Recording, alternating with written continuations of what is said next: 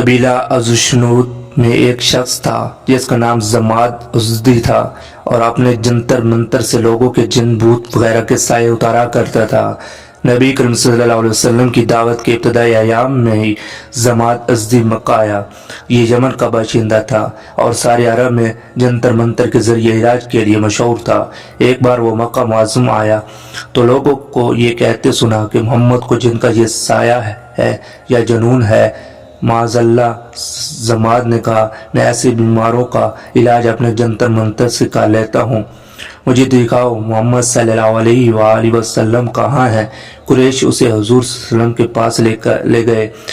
नबी करीम सल्लम की खिदमत में हाजिर हुआ और कहा, मुझे सल्लल्लाहु अलैहि वसल्लम आओ मैं तुम्हारा इलाज करूँ। मगर हुजूर सल्लम ने इसकी फजूल बात का जवाब देने की बजाय ये खुतबा पढ़ना शुरू कर दिया। सब तारीफ अल्लाह ताला के वास्ते हैं, हम उसकी नेमतों का शुक्र अदा करते हैं और हर काम में उसकी आयानत चाहते हैं। अल्लाह जैसे राह दिखला दे उसे कोई गुमराह नहीं कर सकता। मेरी शहादत ये है कि अल्लाह के सिवा कोई माबूद बरहक नहीं है, वो यकता है, उसका कोई शरीक नहीं। मैं ये भी शहादत देता हूँ कि मोहम्मद सल्लल्लाहु अलैहि वसल्लम अल्लाह का बंदा और रसूल हैं।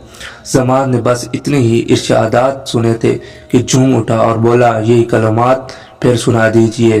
2-3 दफ़ा इसने यही कलमात तवज्जो से सुने और बेइख्तियार बोल उठा, खुदा की कसम मैंने बहुत से काहिन देखे हैं, साहिर देखे हैं और शायरों को सुना, लेकिन ऐसा कलाम तो मैंने किसी से कभी नहीं सुना। ये कलमात तो एक थारा समंदर जैसे हैं। ऐ मोहम्मद सल्लल्लाहु अलैहि वसल्लम, अल्लाह के लिए अपना हाथ बढ़ाइए ताकि मैं इस्लाम पर आपकी बैत कर लूँ। सबक हमारे हजूर सल्लल्लाहु अलैहि वसल्लम की ज़बान बरहक में वो तासीर पाक थी कि बड़े बड़े संगदिल मोम हो जाया करते थे।